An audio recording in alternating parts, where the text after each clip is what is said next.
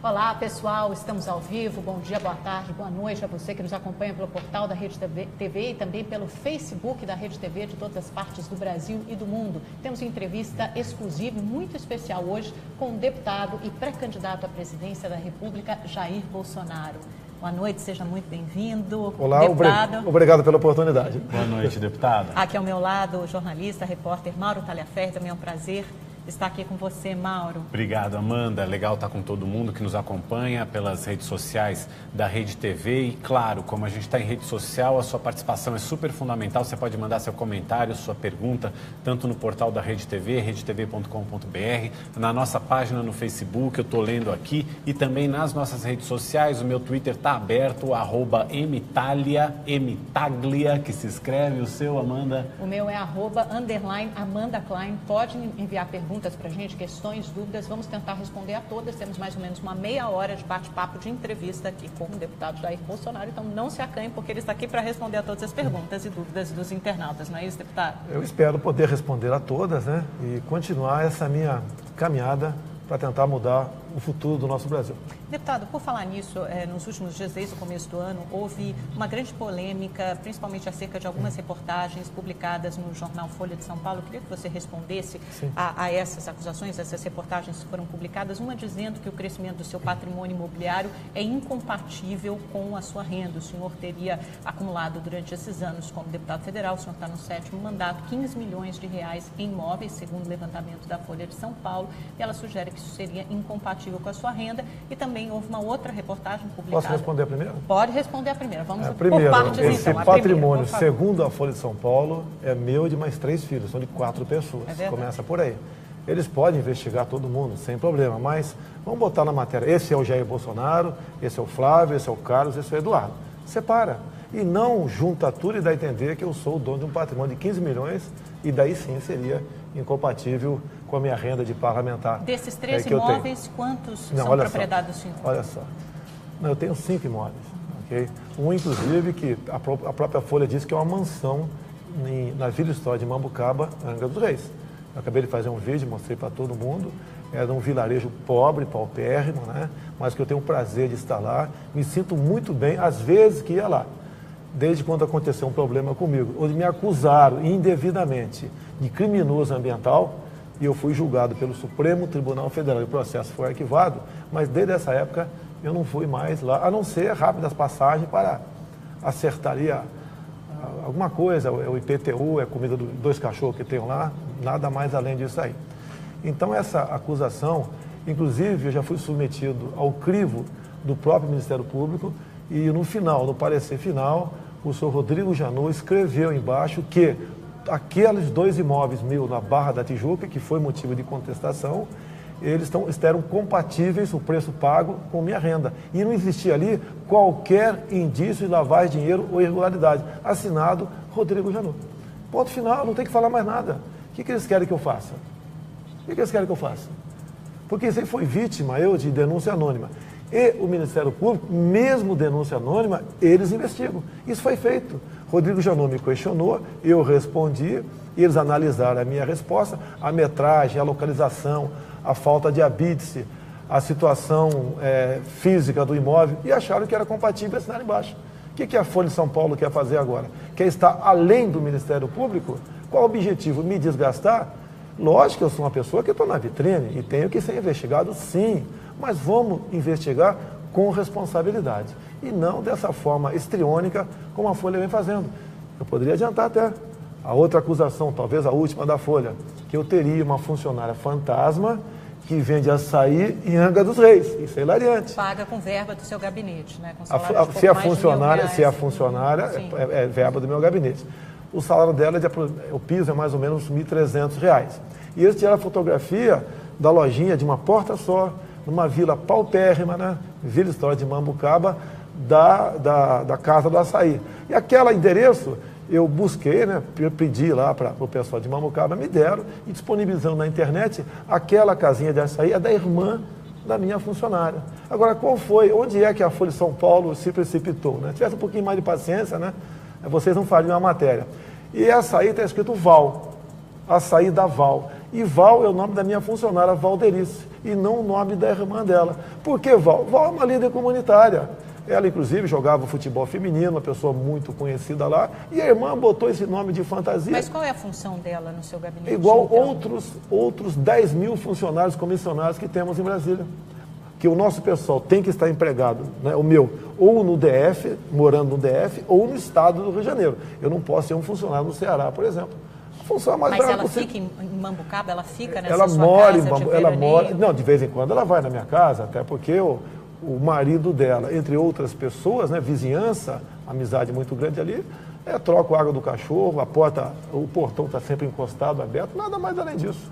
Nada mais além disso. Agora, queria dizer... Só para esclarecer, deputado, ela como funcionária do seu gabinete, ela não deveria trabalhar em Brasília? Existe essa obrigação? Não. A obrigação é ela residir no Estado. Tá? Eu tenho funcionários de Resende também. E todos os parlamentares têm no DF e no seu Estado. Onde mas que tipo de função ela exerce? Função é conversar com o vereador, levar problemas, solucionar conflitos, me manter informado do que acontece, mas você pode ver. Não, peraí. Você viu o salário dela? Te disse, R$ 1.300. É um lugar humilde. É uma pessoa humilde que trabalha lá. Ela não fica 24 horas ou 8 horas por dia trabalhando. Ninguém fica isso aí. Ela fica ali. O serviço dela muitas vezes é na rua. Como eu falei, é líder comunitária, é na rua. É conversando com o povo. Esse é o trabalho dela. Tem muita folga? Tem muita folga, sim. Como está em folgas agora. Esse mês de janeiro não tem missão. Está em férias, mas prorroga um pouquinho as férias, uma folga que a gente dá, que o meu chefe acabei de dar para elas, nada mais além disso aí. De qualquer forma, deputado, ela, como todos os outros funcionários da Câmara, são pagos com dinheiro público. Cobranças e as pessoas quererem saber o que esses funcionários fazem, deve ser encarado de uma forma normal e republicana e não exatamente como uma perseguição. E a entrevista que o senhor deu à Folha... dá a entender que o senhor encarou isso como está sendo perseguido. Não, estão me perseguindo. O senhor não encara isso como uma cobrança normal e republicana? Não. Em nenhum momento, eu fiquei 1 hora e pouco conversando com eles. Inclusive, adentrou o que eles chamavam de mansão. Agora já acabou esse mito. Não é mais mansão. Adentraram a residência minha lá na Vila Histórica de Mambucaba. Em nenhum momento, eles falaram, que eu tenho filmado a entrevista toda, falaram que ela vendia açaí. Foram falar depois, quando acabou, estou satisfeito, foram embora. Depois botaram essa manchete, logo algumas horas depois, dizendo que funcionária fantasma vende açaí em Angra dos Reis. Não deixa de ser em Angra, é verdade, mas é um distrito 50 quilômetros distante de Angra dos Reis. Um movimento paupérrimo. Qualquer um pode buscar no Google como é esse local. E eu tenho essa casa, ela tem um pouco mais de uns 25 anos, mais ou menos. Tá? E ela foi empregada, tem uns 10 anos, está comigo, exatamente porque, como eu comecei a frequentar a região, comecei a ser assediada, precisava de alguém para que, no primeiro momento, recebesse as demandas, fizesse a filtragem e passasse para cima. Nada mais além disso. Agora, querer, nessa entrevista, me rotular de ter funcionário fantasma, fazer uma covardia com essa senhora, que é uma senhora de aproximadamente 50 anos, bem como a irmã dela, como fosse bandidos, como se fosse uma boca de fumo a loja de açaí dessa, é uma covardia. Por que a Folha não fotografou essa senhora ou filmou a senhora dentro da lojinha lá de açaí? Que eu duvido que ela tenha um ganho líquido mais de R$20 por dia vendendo açaí, porque eu nunca vi ninguém entrar naquela lojinha deles, coisa rara, um distrito paupérrimo. Talvez fature um pouco mais quando tem lá um carnaval, um feriado prolongado, costuma algumas pessoas ocupar aquela região. Temos manifestações aí, Mauro? Muitas. Temos manifestações tanto a favor quanto contra o senhor. O senhor tem posições muito firmes, então assim, por exemplo, tem pessoal que realmente questiona a questão da... São tantos que a nossa timeline vai correndo aqui. Enfim, está despertando os dois tipos de sentimento. Pessoas que ficam com a percepção de que acham que o seu patrimônio evoluiu além dos ganhos que o senhor teve, como também pessoas que defendem a sua posição. Eu posso te falar uma coisa, você pegar uma casa minha hoje e avaliar como a Folha fez, ela tem um valor. Por exemplo, há 30 anos, uma casa na Barra da Tijuca, um terreno não valia nada. Tá, ok? E hoje vale muito. Eu tenho um apartamento de mais ou menos 70 metros no sudoeste. Comprei em 95, 96.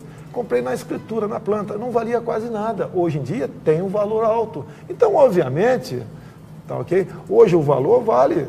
Eu paguei, se não me engano, R$70 mil a prestação naquela época. Hoje está valendo R$900 mil, 12 vezes mais aproximadamente. Agora, você botar esse valor, R$12.000, pelo crescimento da região, bairro Sudoeste, sem levar em conta o momento que eu adquiri, isso aí é de uma falta de caráter enorme por parte desses dois repórteres da Folha de São Paulo. Tem uma das casas, ela foi vendida, a antiga proprietária comprou por um valor, reformou a casa, ou seja, a casa teoricamente teria que subir de valor, e ela vendeu para o senhor por um valor inferior ao que ela própria tinha comprado no espaço de alguns meses. O que eu comprei a casa, ela estava basicamente caiada. Se isso for reforma, para mim não é.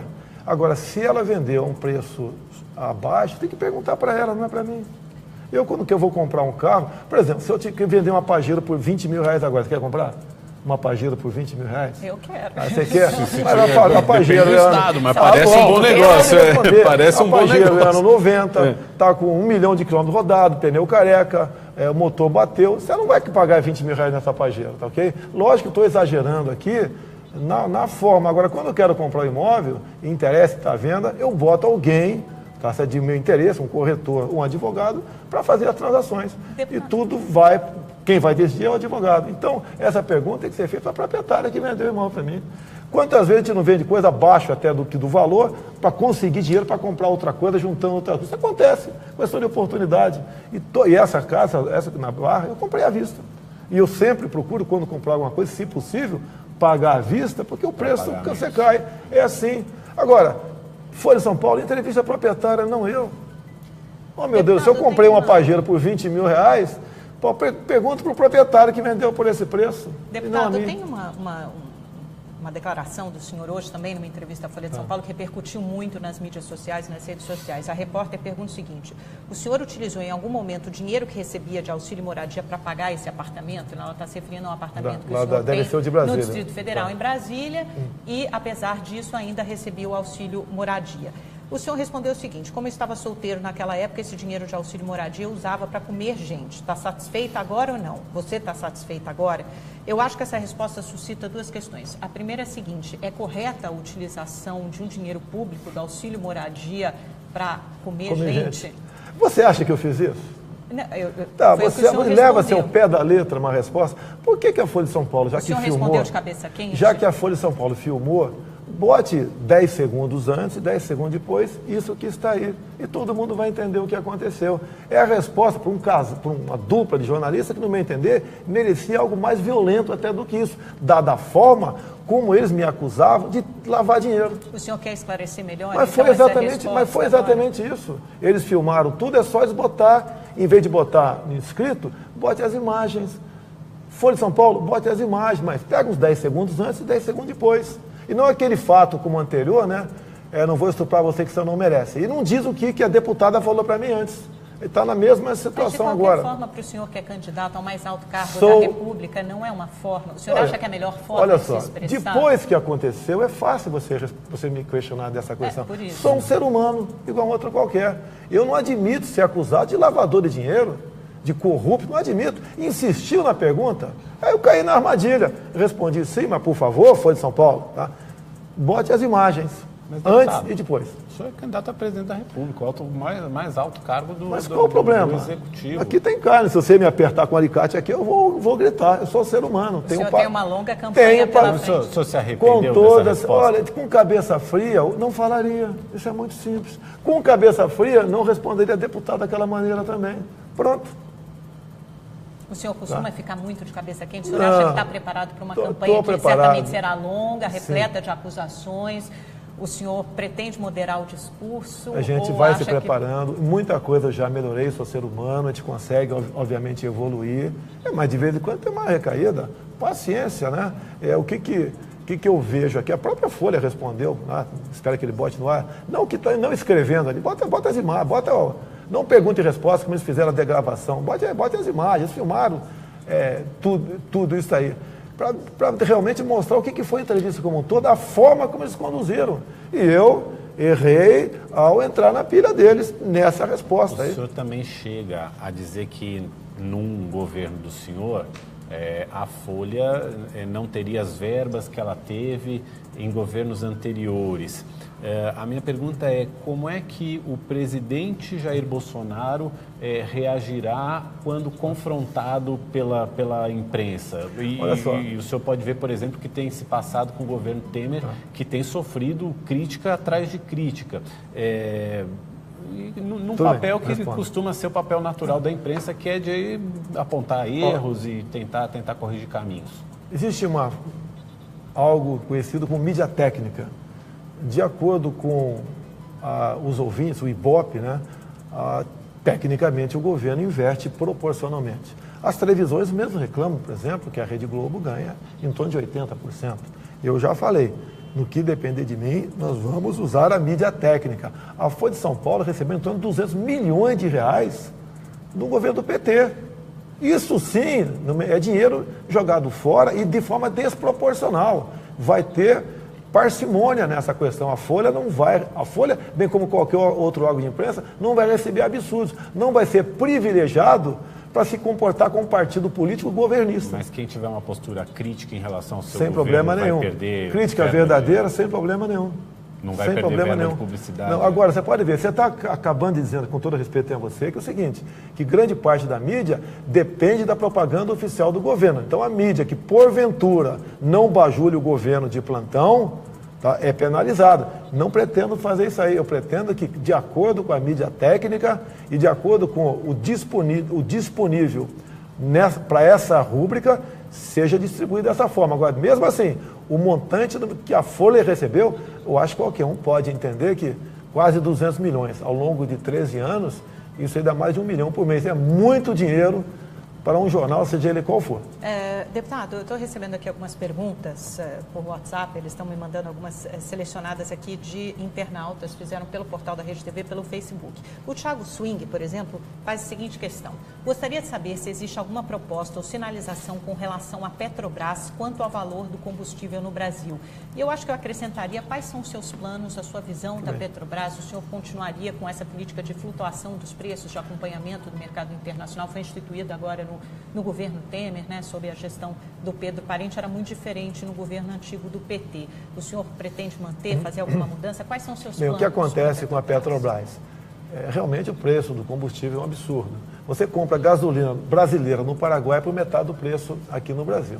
Também reclamam do preço do gás, né? Os impostos são muito altos no Brasil, tá?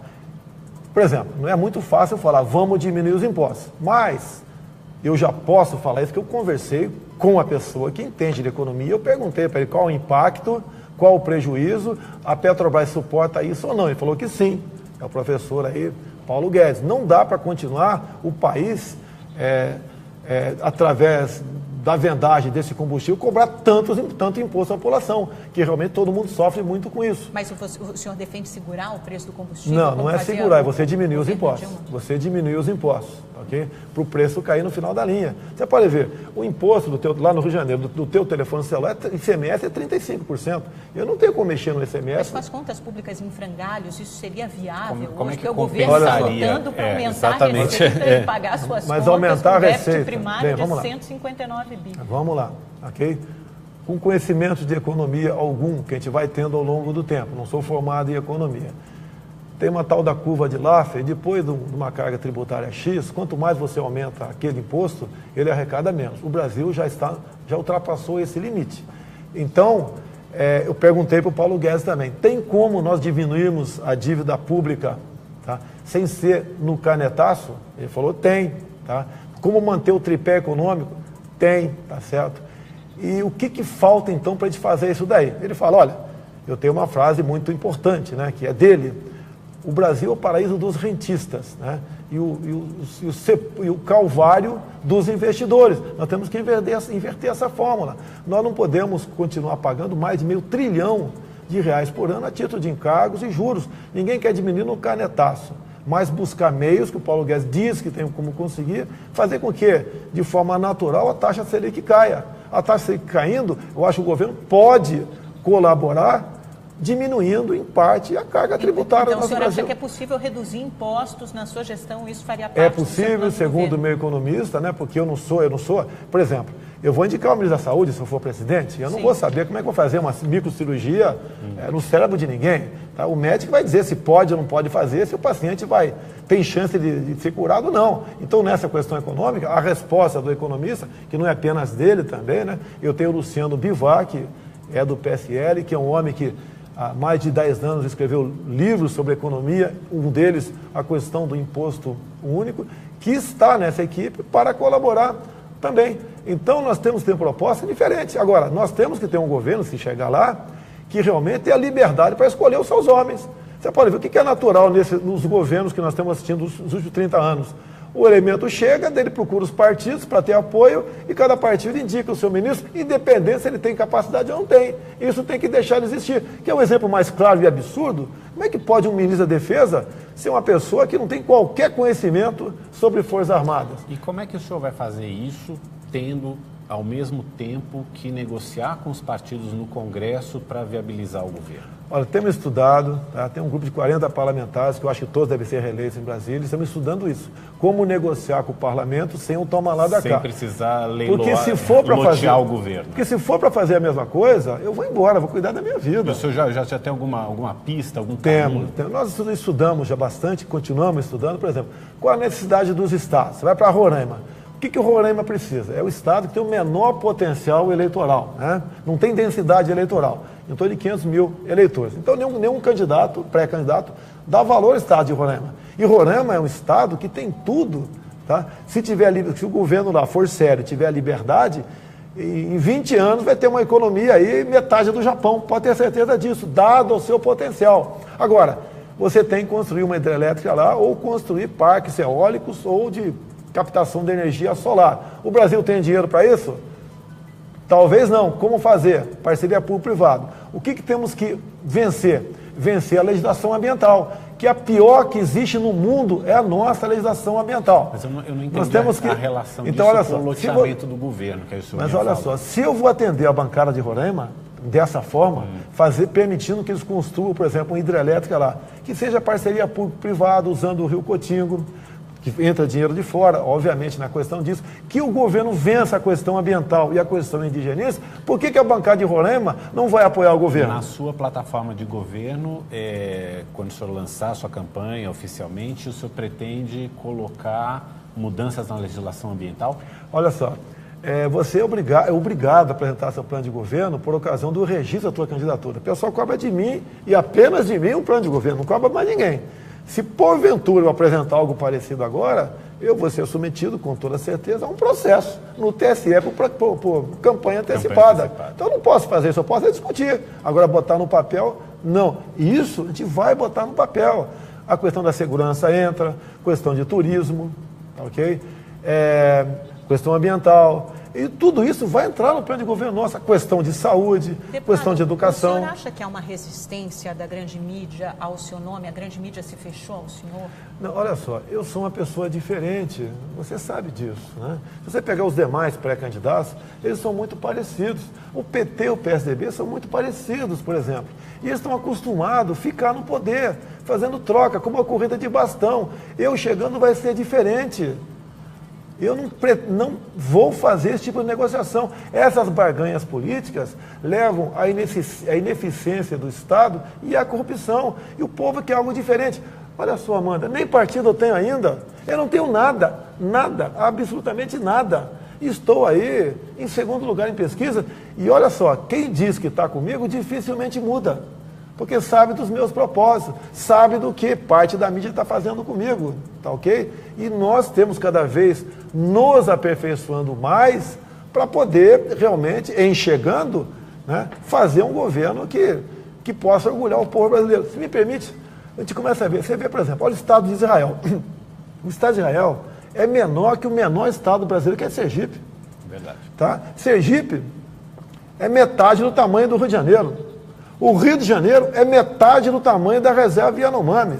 Agora, olha o que Israel não tem e o que eles são. Olha o que nós temos, o que nós não somos. Nós temos tudo para sermos felizes. Por que você não consegue? Qual é a diferença, deputado? O que nos falta, na sua opinião? Por exemplo, o Marcelo Pires, ele quer saber de propostas, quer saber do seu pensamento, não só para a área de segurança, que a gente conhece um pouco mais do seu pensamento, mas, por exemplo, para saúde, transporte, eu acrescentaria também educação.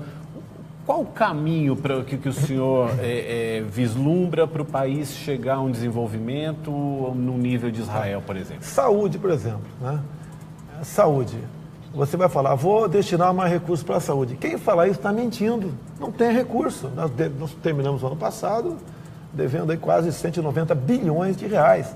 Então, o que você tem que fazer para a saúde? Até fui ridicularizado. Eu procurei um deputado federal, um Mandetta, lá de Mato Grosso do Sul, e conversei com ele, por exemplo, como ele, como ministro da Saúde, conseguiu economizar recursos de áreas da saúde que gastava demais. Ele falou que gasta muito de saúde é a questão das UTIs. Não só neonatais, bem como aquela quando uma pessoa é acometida de um AVC. E como é que tem que investir para você gastar menos nessa área e poder sobrar dinheiro para as outras áreas? Ele falou o seguinte, é uma questão de falta de prevenção, tá certo? Ele chama isso daí de você, por exemplo, quando você busca maneiras de fazer com que a mulher, né, ao fazer um preventivo, que é uma saúde bucal, que é um controle de exame de urina com frequência, fazer com que ela evite em 70% o nascimento de prematuros. E uma UTI neonatal, então, por dia, está mais de R$5 mil. Seria investir na prevenção. Na prevenção, sim. E a questão, por exemplo, do AVC, é você junto, nessas equipes de saúde da família, botar aí alguns profissionais também de educação física, que um grande problema de saúde, que é também? É obesidade, tá? E sedentarismo. É você tirar a pressão, dar aconselhamentos. E você, ao tirar a pressão de aconselhamento, você pode evitar uma pessoa de ter um AVC. E ela, ao se submeter a um tratamento antes do AVC, ela vai economizar em muito, né? Que não vai gastar UTI. Agora, deputado, vamos falar rapidamente, que a nossa entrevista está chegando ao fim. Está faltando falar de educação aí também, mas tudo bem. De educação. Okay. Então, uma palavrinha, uma frase, acho que sobre educação e segurança. Só para lembrar o pessoal de casa que tem mais entrevista depois às com o deputado Jair Bolsonaro ao vivo no Rede TV News. Uma frase sobre educação e segurança. A gente sabe que na questão de segurança o senhor é a favor de armar a população, mas qual o seu projeto para essa área e também para a educação, rapidamente? Questão de segurança, você não tem paz dentro de casa. No período militar, né, o teu pai comprava, se quisesse, ou tua mãe, um revólver na mesbla. A política de desarmamento tirou do cidadão de bem a possibilidade de oferecer uma certa resistência, né? Hoje em dia o cidadão não exerce mais o poder de persuasão porque está desarmado e a bandidagem cresce assustadoramente. Então, no que depender de mim, eu quero dar o direito ao cidadão, caso ele queira comprar uma arma e ter dentro da sua casa no primeiro momento. Flexibilizar a questão do porte de arma num segundo momento. Essa que é a nossa pra política para a segurança. Também, você tem que acabar com a audiência de custódia. O que a gente aprende desde cedo, né? Você não tem que cumprir a lei? A audiência de custódia não é lei, é uma invencionice, né, do Conselho Nacional de Justiça. Você prende o elemento hoje, assaltando, atirando, trocando tiro com a polícia. Amanhã ele tem que ir para a audiência de custódia e 90% das vezes ele é posto em liberdade. O mesmo pegaram há poucos dias 2 jovens, né, 19, 18 anos, com 10 quilos de cocaína no aeroporto, não sei se foi São Paulo, Recife aqui, pegaram com 10 quilos de cocaína, no dia seguinte foram postos em liberdade por audiência de custódia. O nosso policial continua enxugando o gelo, tá? Você tem que evitar essas saidões, progressão de pena, já que você não pode botar prisão perpétua no Brasil. Você tem que dar ao policial militar o excludente de licitude, para você também. Ao você reagir a uma injusta agressão de um marginal, se o policial matar aquele marginal reagindo para não morrer e matá-lo com 1 ou com 20 tiros, ele responde e não tem punição. Ou é dessa forma, ou é impossível você falar em segurança pública. Eu não quero dar liberdade ou carta branca ao policial matar. Eu quero dar liberdade e carta branca para ele não morrer. É apenas isso. Questão de educação. O que falta em sala de aula? Tiraram a autoridade do professor em sala de aula. Tem muitos lugares do Brasil, muitos lugares, que a professora está muito mais preocupada em não apanhar do que lecionar. Você pega a prova do PISA, esse Programa Internacional de Avaliação do Estudante. Nós estamos nos últimos lugares, entre 70 países. A molecada da 9ª série do ensino fundamental, com 15 anos de idade, não sabe, 70% não sabe fazer uma regra de 3. Por quê? Ele não pode ser cobrado. Vai um professor ou professor de escola pública pagar uma lição de casa na sexta-feira, o moleque entregar na segunda. 99% não entrega nada. O que você pode esperar dessa juventude? Nada. Ou você restabelece a possibilidade do professor exercer sua autoridade em sala de aula, bem como muda o currículo escolar, que fica incutindo na molecada agora ideologia de gênero a partir de 6 anos de idade. Isso é um crime. Como é que a autoridade do professor pode ser restabelecida? Ele pode tomar o telefone celular do aluno, ele pode dar uma suspensão. Tá? Na reincidência, ele poderia requerer a diretoria, ouvir os pais, talvez até para uma expulsão. O aluno tem que temer alguma coisa na sala de aula. A sala de aula não é um parque de diversão para o aluno, que hoje em dia é isso. E é comum de ver vídeos na internet aí de alunos esmurrando professora. Está errado esmurrar professor, muito mais errado esmurrar professora. E ponto final. Você vê, você vai nas escolas militarizadas pela Polícia Militar do Amazonas e do Estado de Goiás. Tem ali o total umas 40 escolas militarizadas. A garotada está na frente, prova do Enem, são aprovados um percentual muito grande em relação às escolas públicas e até particulares, para universidades. Você acha que a qualidade do ensino pode ser melhorada pelo lado da disciplina do aluno? Tem que ter disciplina, tem que ter hierarquia, e os pais que colocam os filhos nessas escolas, a garotada ali toma banho, tá?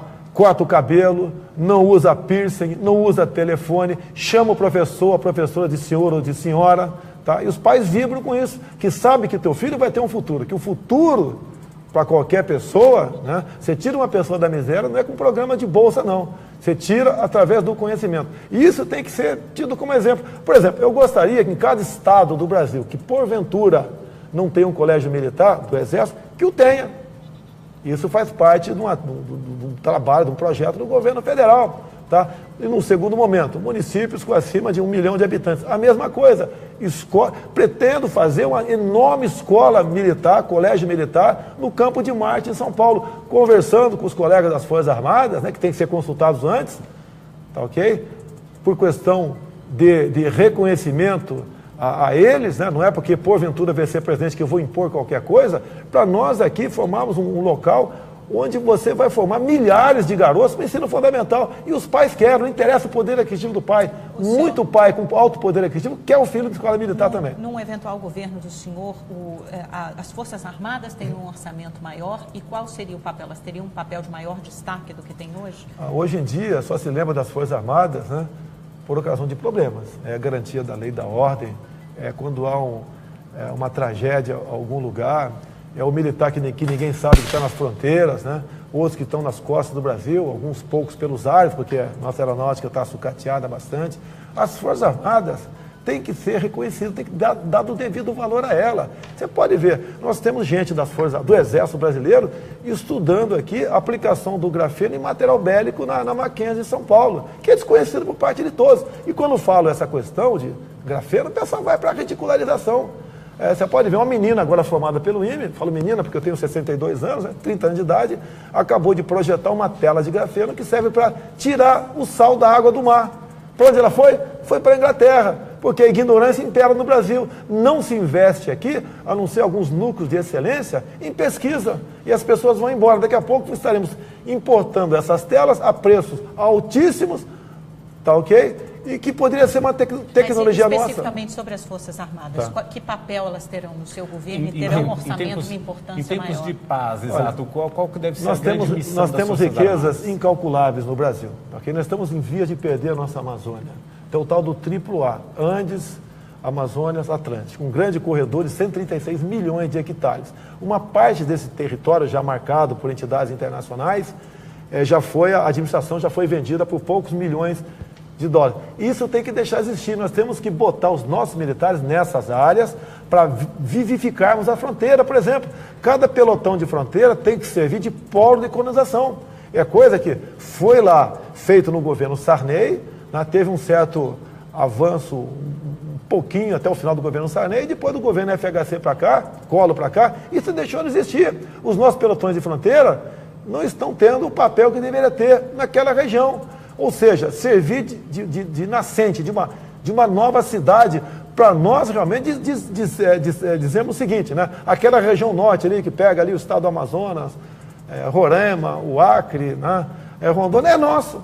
Que nós vamos, mais cedo ou mais tarde, vamos perder essas áreas riquíssimas. Lá tem riquezas minerais, biodiversidade, tem tudo lá que os países já não têm mais. São recursos e fontes não renováveis. E temos que botar nossas Forças Armadas lá também. E temos que ter uma Força Armada minimamente preparada para pelo menos, né, ser um expoente aqui na América do Sul. O Luciano Bivar, que é presidente do PSL, que é o partido ao qual o senhor tende a se filiar, defendeu num livro que ele escreveu, acho que, se não me engano, em 2006, que as Forças Armadas brasileiras fizessem convênios com Forças Armadas de grandes, poderosas, que sejam grandes potências, como forma até de poupar recursos.